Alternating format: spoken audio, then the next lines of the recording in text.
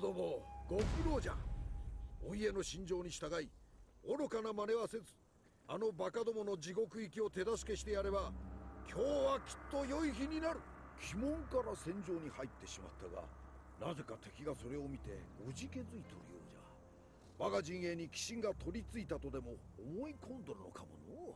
百戦錬磨の武者としてもう一言言おう。命あらば即座に相手を撃て。戦にはこれしかない。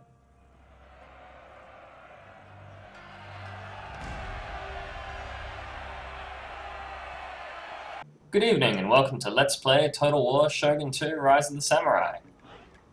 As you know, the Minamoto army has been destroyed by Tomomori and Suruga has been left wide open for a counterattack. This is something that I definitely plan to take advantage of, so Tomomori's remaining force is mustered together and sent to attack the town.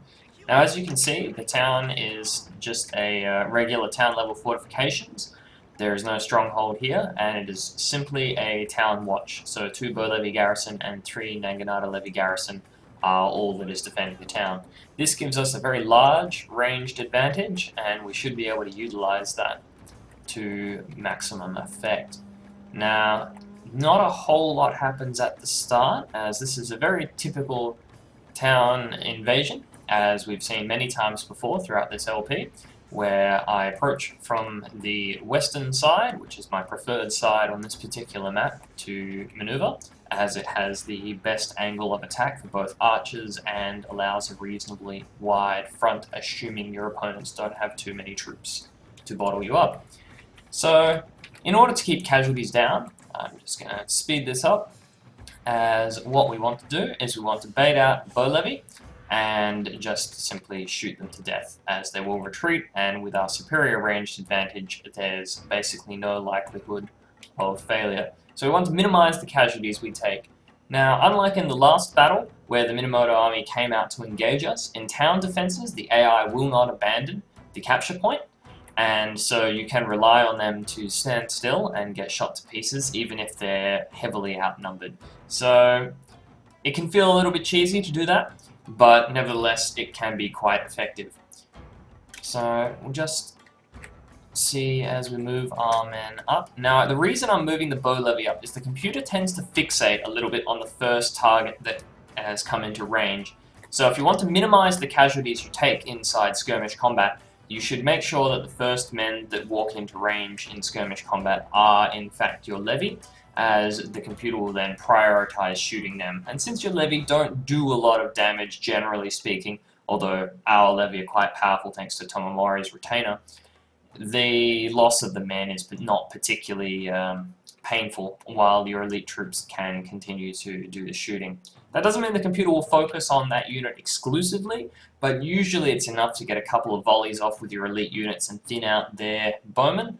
And in a ranged battle which is close, that can often be the difference.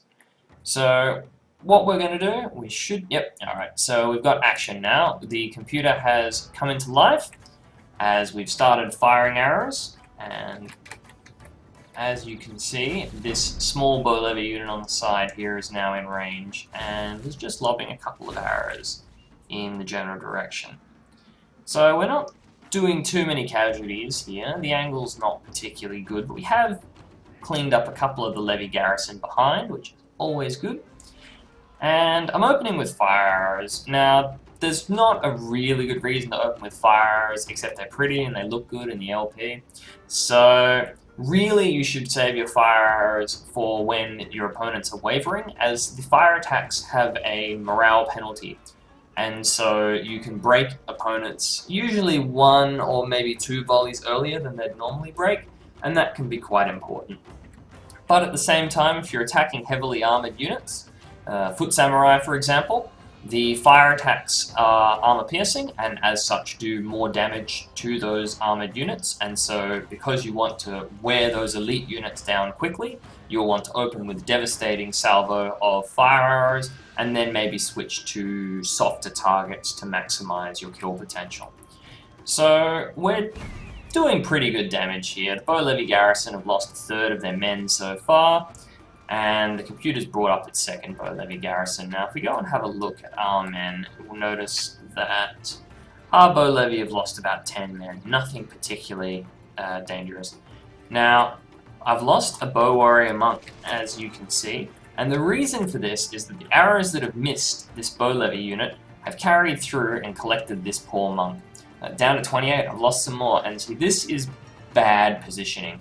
Once I know that this target, this unit, is the one that will be receiving arrows, you should really clear out from behind it. And this is especially true in Fall of the Samurai with the bullet weapons, because the bullets have a lot of travel, and so we'll just go straight past a missed unit, and we'll carry on quite a bit further than their range would indicate. As you can see, I'm shifting the bow warrior monks now that I realise I'm taking some casualties from them. But we've softened the bow levy garrison up enough that it's really time to send in the foot troops, because there's not too many men left. One of their levy units is all the way at the back, that is their general unit, and so he's not going to be able to support his troops, he's definitely out of range, and these bow levy are going to shatter once our troops approach. And this will basically set off a chain rout, as you can see, there they go, and you can see already that the morale is in red for these levy garrison, and they haven't even engaged in melee combat yet. They're wavering, they take the charge, and they just shatter immediately on the charge, as you can see. And while we don't have the same story on this particular side, we'll repeat it over here with this bow levy. As you can see, they'll go into wavering, and these guys who are getting flanked, they've shattered, and it's just the general unit left, and he's going to come in, he's not going to make the distance. So that's another province taken by Tomomori. Thank you for watching, everyone, and I hope you enjoyed it.